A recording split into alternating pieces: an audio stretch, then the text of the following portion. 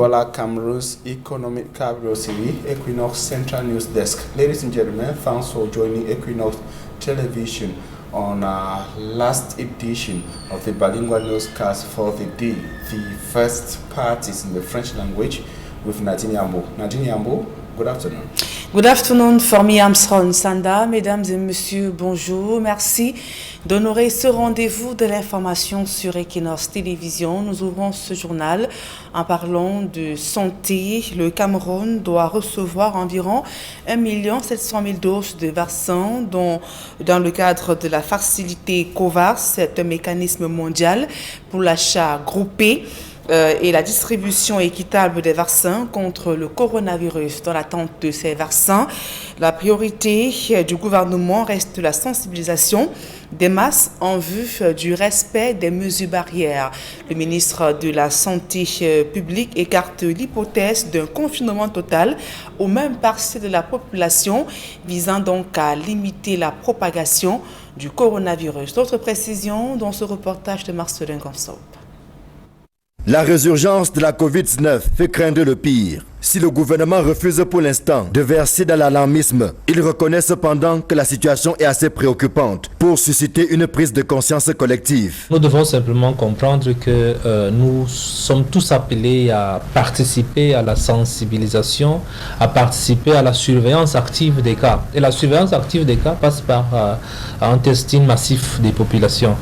Et donc, les administrations, les organisations et toutes les institutions, pour nous, sont des groupes organisés et qui peuvent nous solliciter pour qu'on fasse un dépistage de masse et beaucoup plus ordonné. Nous avions eu ces dernières semaines avec la masse des voyageurs, le CHAN et tout le reste, quelques petites difficultés à rendre nos résultats au bout des 24 heures. Mais là, nous avons repris et d'ailleurs tout à l'heure, j'ai encore eu une concertation avec les laboratoires.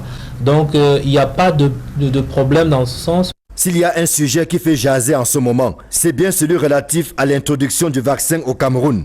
Certes, cela n'est pas encore acté, mais le gouvernement y réfléchit sérieusement. La question nous intéresse au plus haut point et nous avons déjà reçu de très hautes instructions de M. le Président de la République sur la question de vaccination. La première chose qui a été claire, c'est que nous observons la situation épidémiologique et au cas où la situation épidémiologique devrait, n'est-ce pas, nous conduire vers la vaccination, il faut que nous ayons ces vaccins prêts. Et donc, nous devons faire une action de préparation de manière à disponibiliser le vaccin au cas où la situation le permet, qu'on ne puisse pas être pris de court. Et pour ceux qui redoutent le vaccin, le ministre de la Santé publique est formel. Son administration ne sera pas obligatoire. Nous pensons que bientôt nous aurons les vaccins disponibles au Cameroun, déjà par la facilité COVAX. Et à partir de là, nous ferons jouer d'abord le caractère non obligatoire du vaccin. Parce qu'il faut que les Camerounais soient rassurés. Celui qui ne voudra pas se faire vacciner ne va pas être vacciné. Mais il ne faudrait pas qu'au moment où quelqu'un a besoin du vaccin, qu'on ne lui donne pas. Nous ne sommes pas encore dans les commandes. Mais nous sommes dans le cadre de la facilité COVAX. Et dans le cadre de la facilité COVAX, on est censé obtenir gratuitement de Gavi 1 700 000 doses de vaccins. Et donc, ils nous ont demandé de remplir certaines conditions que nous sommes en train de remplir. Quant à la crainte d'un nouveau confinement, le gouvernement explique qu'il n'en a jamais été question au Cameroun, même au plus fort de la pandémie l'année dernière. Le président de la République a été clair dès le premier jour. Il ne confine pas ses compatriotes. Donc il y a quelques mesures qui ont été prises pour mieux permettre une prise en charge des cas, pour mieux permettre l'évolution des personnels de santé sur le terrain, pour mieux permettre la maîtrise, n'est-ce pas, de l'épidémie. Mais le Cameroun n'a jamais été confiné. Et donc, dans notre langage, nous ne sommes pas en train de parler de confinement. Nous sommes en train de parler de renforcer l'efficacité des mesures que nous avons sur le terrain en termes du tracking, du testing et puis du traitement que nous avons mis en place. C'est la stratégie que le Cameroun a adoptée. À date, l'on enregistre plus de 2200 cas actifs pour un taux d'occupation de lits de plus de 7% contre 0,5% en fin 2020. En 2 mois, ce sont plus de 100 personnes qui sont décédées des suites de Covid. Des chiffres qui interpellent et qui rappellent la nécessité, mieux, l'urgence de respecter les mesures barrières. Tout autre chose à présent, menace de grève pour les écosystèmes, les activités agro-pastorales. La criminalité faunique frappe durement les pays d'Afrique centrale. Les pays de la zone CEMAC veulent faire face à l'exploitation abusive des ressources forestières. Farel Bounia, Donald Brice-Kamwa. Le trafic des espèces fauniques est devenu la 4e activité criminelle du monde, derrière celui de la drogue, la contrefaçon et le trafic des êtres humains. Encouragés par la corruption et les difficultés socio-économiques, les réseaux sont très actifs dans le bassin du Congo. Atténuer le grand braconnage qui se fait dans notre région, notamment du braconnage qui prend des allures des combats parce que c'est des armes de guerre qui sont maintenant utilisées ces derniers temps. Comment le faire face à cette situation et comment atténuer pour essayer de conserver cette biodiversité qui nous est chère. Plus globalement, les conséquences de l'exploitation abusive des ressources forestières s'observent au quotidien, nuisance à la sécurité nationale, au développement et au bien-être des communautés. Vous savez que certaines espèces animales comme l'éléphant reproduisent la forêt à travers leurs excréments. Donc je crois que c'est mieux de conserver et ils jouent un grand rôle.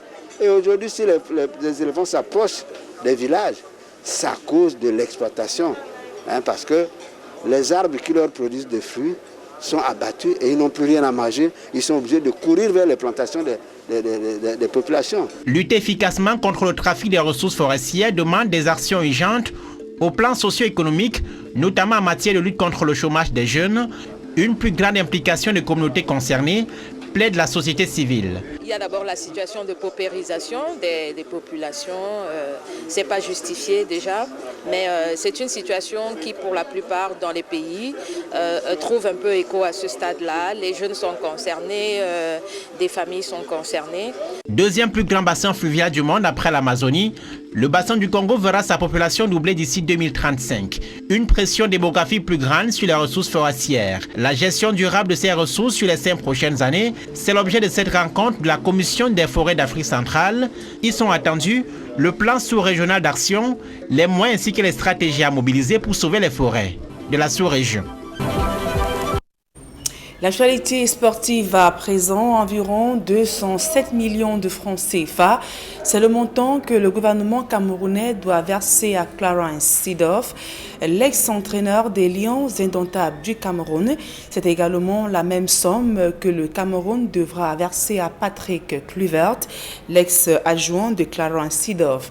Les deux techniciens néerlandais avaient donc saisi la FIFA pour dénoncer le licenciement qu'ils qualifient d'abusif au lendemain de l'élimination de l'équipe du Cameroun de la CAN 2019.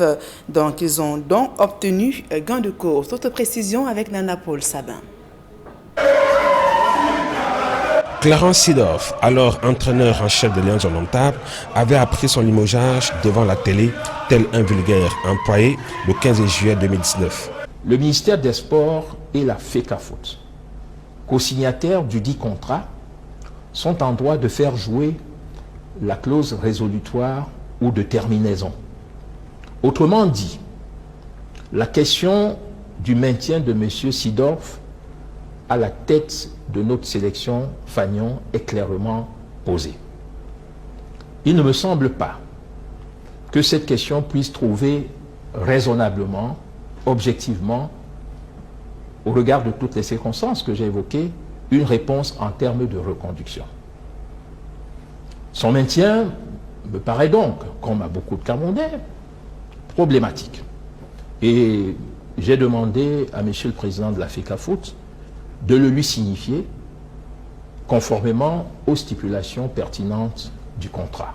Et j'ajoute que le Cameroun, pour sa part, a rempli toutes ses obligations vis-à-vis de l'entraîneur sélectionneur. Pour justifier sa décision unilatérale de mettre un terme au contrat du sélectionneur de l'équipe du Cameroun après l'échec à la CAN 2019, le ministre des Sports, agrégé de droit public, avait brandi l'insuffisance de résultats et l'incapacité du technicien néerlandais à maîtriser son équipe. Explication peu convaincante pour Clarence Seedorf qui avait, dans la foulée, saisi la FIFA pour se plaindre d'un limogeage abusif, non sans réclamer environ 1 milliard de francs CFA de dédommagement. Après le jugement de cette affaire, la FIFA a donné en partie gain de cause aux plaignants. Par conséquent, la FECAFOOT est condamnée à payer environ 207 millions de francs CFA à Clarence Seedorf. Comment un entraîneur qui a échoué dans sa mission de conduire le Cameroun vers un 6e titre de champion d'Afrique réussit-il à avoir gain de cause? À la FECAFOOT explique que dans le contrat de Clarence Seedorf, une clause obligeait le Cameroun à lui payer au minimum 1 an et 4 mois de salaire, quoi qu'il arrive. Aussi, après avoir limogé le technicien néerlandais, au bout d'1 an, le Cameroun a donc été condamné à payer les 4 mois restants en plus des pénalités, explique notre source à la FECAFOOT. Le juge de la FIFA a rendu le même verdict au profit de Patrick Kluivert, l'adjoint et compatriote de Clarence Seedorf, qui avait aussi porté plainte contre le Cameroun. Au total, près d'1 demi-milliard de francs CFA a puisé au trésor public pour dédommager les 2 techniciens néerlandais. Il revient en effet à l'État du Cameroun, employeur des entraîneurs nationaux de football, de régler la note et non à la FECAFOOT. Avant Clarence Seedorf et Patrick Kluivert, il y a eu Hugo Broos, Volker Finke et j'en oublie certainement des anciens entraîneurs de Lions indomptables dont les limogeages par des autorités irresponsables et inconscients ont coûté près de 5 milliards de francs CFA aux contribuables camerounais. Et toujours en sport, c'est une surprise dans la course à la présidentielle de la Confédération africaine de football. Le milliardaire sud-africain Patrice Motsepe officialise sa candidature pour remplacer le malgache Ahmad le 12 mars prochain. Qui est donc le docteur Patrice Motsepe? Élément de réponse dans ce reportage d'Innocent Abiga et de Jean-Paul Chugnat.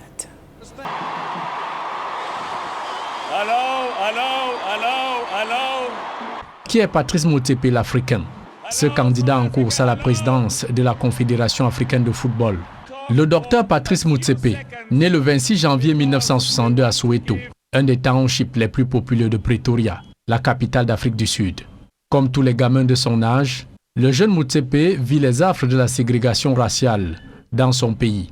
Après ses études de droit, il part travailler aux États-Unis avant de revenir militer dans les rangs de l'ANC, l'African National Congress, aux côtés de Nelson Mandela. Son ascension sociale commence véritablement en 1994 dans l'industrie minière, le portant au sommet des plus grandes fortunes sud-africaines, avec une richesse de près de 1200 milliards de francs CFA. Le grand coup d'éclat de Patrice Motsepe, c'est en 2013. Il offre la moitié de sa fortune pour des œuvres de charité dans la santé et l'éducation en faveur des Sud-Africains. Nous voulons offrir de l'espoir et l'inspiration à tout le peuple de la nation arc-en-ciel.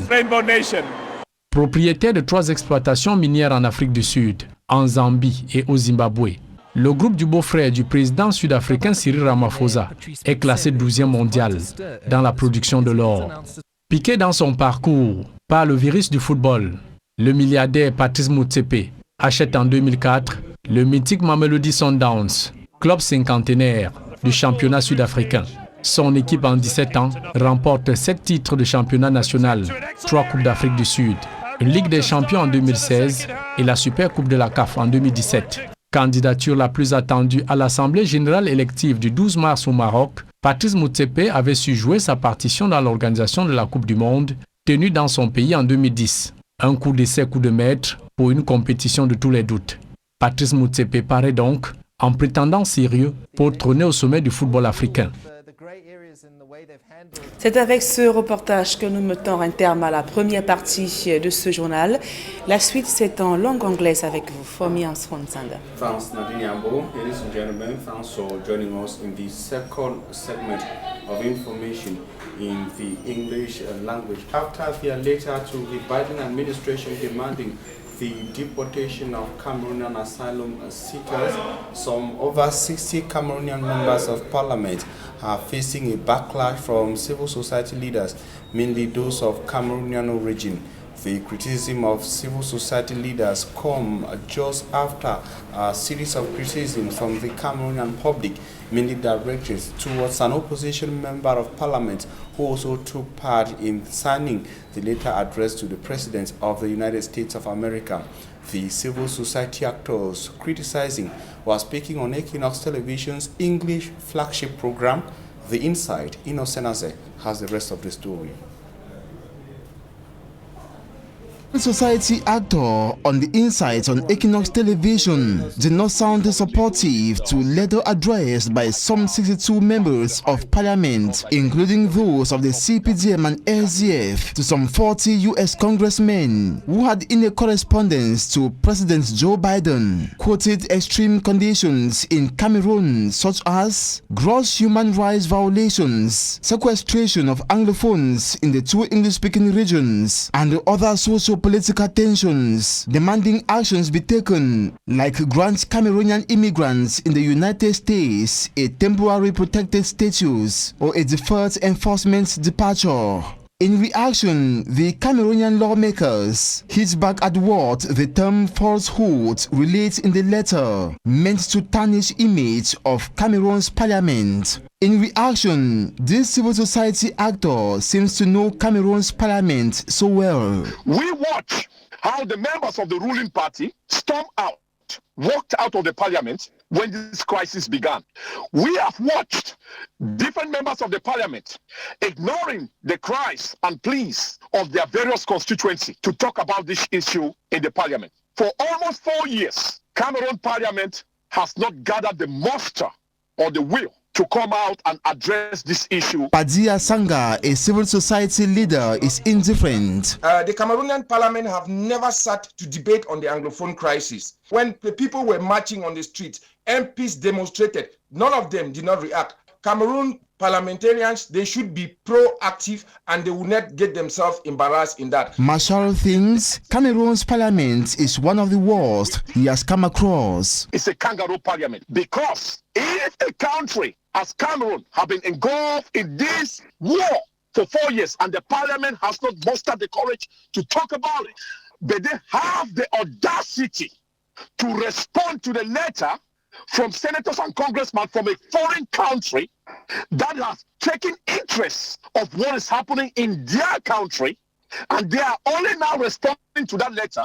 That shows you that the Cameroon people do not have a parliament that is there to solve the problem of the Cameroonian people. I think that parliament has to be dissolved and we have to start all over again because that parliament has failed the Cameroonian people. Regarding response of the Cameroon lawmakers describing contents of the U.S. correspondence as untrue information relates, Padia Sanga opinionated on this. The way these lawmakers function, they have people whom in their cabinets that they call lobbyists. And when the lobbyists, they want to take notes and bring to this congressman, they write it the way the people who pay them want it to be written. American politics is all about money. So that letter it has its place. That is how American politics works. Amongst the Cameroonian MPs who signed the response to the U.S. congressman is SDF MP of Parliament, Honorable C. Joshua, who fires back at critics, saying he advocates for a strong Cameroon, united in a federal system of government. He says his action was just a starting point where both houses of parliament could diplomatically discuss ways out of the current armed conflict in the two English-speaking regions. And Monday traditional ghost towns, one of the major features of the socio-political and security crisis rocking the English-speaking northwest and southwest regions of Cameroon, has continued to prove stubborn in most areas of the two English-speaking regions. A case in point is Bamenda in the northwest region, where inhabitants and city dwellers are now using Monday Ghost Town days to solve some developmental problems facing their areas. Those of the Mulang neighborhood in the Bamenda 2 subdivision use Mondays to fix the bridge linking Mulang to several other neighborhoods in Bamenda 2. Details from Bostela from Bamenda. This wooden bridge is what linked Mulang Street 1 to Street 5 and the rest of the town of Bamenda. During the wet season, heavy rains leave the bridge unusable. With local tools in their hands, expertise from amongst them, the inhabitants of Mulang are working to have a new bridge link the two communities. This project, it overtouched me very well because when we come up for here for cross to 5, we go round, we will not fit meet up with where we go. They are also avoiding any incident as the wooden bridge is gradually becoming a death trap. We actually embarked on this project because we badly needed this bridge. Because this bridge, our students, pupils have been falling on this bridge on several occasions. We have tried, we called for the government to come to our assistance to no avail. So that is why the community took it upon themselves to do this work. We picking the overfall for the bridge. Buko, they go inside water. Picking go slide self fall. Even a day with heavy rain, they will yell, do the shout, follow now, go pick them. The inhabitants of Mulang are realizing this bridge after 4 months of putting their efforts together. As you see the work go on, so maybe say some people don't support money. So in the community they can be this money. Then there's small money we like the councillors and the quarter will collect the quarter development fees we join hand with the work. See as the work make work fine. This work actually has taken us a colossal sum of almost 4-point-something million francs, which it is the community that contributed this money and that had gotten this money to put up their bridge. They are celebrating the bridge, but the road network in this community and beyond is a major call for concern. They are muddy during the wet season and the dust during the dry season, health experts say, causes some respiratory and cardiovascular diseases. And the way forward from the Anglophone crisis also featured in the audience. Granted, Honorable Eseme Malumba, who is Member of Parliament for the Buea Oban constituency, he granted the audience to the British High Commissioner to Cameroon, His Excellency Rowan James Laxton, during a visit to Buea, chief town of the southwest region of Cameroon. We have details in that story with Derek Jato from Buea.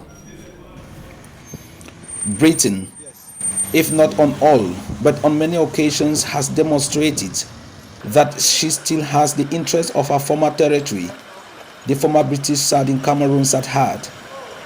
And here he is in Buea, His Excellency Rowan James Laxton, the British High Commissioner to Cameroon. Your Excellency, how are you? Welcome to Buea. Thank you. It's nice to be here. Such a great pleasure to have you here. That's very nice to be here. And during an audience granted by Honorable Malumba Esembe, Member of Parliament for Buea Oban constituency, to the high-level delegation led by the British High Commissioner to Cameroon, had the Anglophone crisis on the table. The silent majority of the population in the English-speaking regions want peace through reconstruction. There has been so much suffering, and giving them development is part of the package towards having peace come back fully. Then, youth, technology and business. We also discussed the Silicon Mountain, especially how to connect the tech entrepreneurs here in Buea to private businesses in the UK, because as you would think, COVID, like in any country, has led to a reduction on British government spending on, direct spending in foreign countries. But we are hoping that we can connect our guys here with British businesses that will support them. And on how to improve on the road safety in the nation. The issue of road safety, which I happen to chair the network in Parliament, also came up. And we're happy to learn from His Excellency that a British company, West Safety, is already in partnership with the Ministry of Transport to support activities in that area. The over 1 hour exchange between this Cameroon lawmaker and the British diplomat ended up on a satisfying note. We are already doing work on women, peace and security. I think one of the people that Honourable introduced me to this afternoon is somebody who is very much an expert pioneering the importance of trauma issues So that's something which we're looking at. We're also been talking about youth issues, I think, which are very important. And it is expected that in the days ahead, fruit of such a high-profile meeting will be reflected.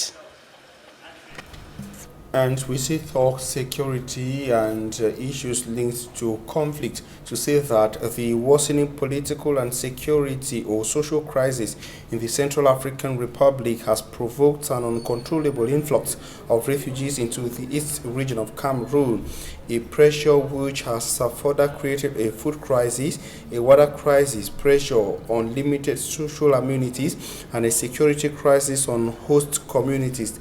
On education, for example, civil society groups in the East region regret that several refugee kids roam the streets of the East region without going to school because of the inability of their parents to pay their fees. The actors say PTA levy, for example, gives no exemption to refugee learners and parents. The civil society actors also say the massive refugee presence has also created a problem of social integration in communities with difficult cultural norms and has also provided a fertile ground for gender-based violence. And one of the major challenges is the pressure on limited infrastructure within the 11 host communities of the East region as part of a non-governmental effort to find a one-by-one solution to the problems faced by the host communities. The civil society actors are targeting the infrastructural sector, which is suffering the effect of the refugee presence in the East region of Cameroon. And now we talk still security, taking you to the Fano region. Of course, we shall be taking you to the Fano region in different editions, that is in a subsequent editions of information on Equinox Television. But we are going to be ending the midday on this note to give you rendezvous tomorrow at 7 a.m. God willing. I see you tomorrow at 7 a.m. Merci Formi Armstrong Sanda, fin de ce journal. Mesdames et messieurs, merci pour votre aimable attention et passez l'agréable moment en compagnie de nos programmes.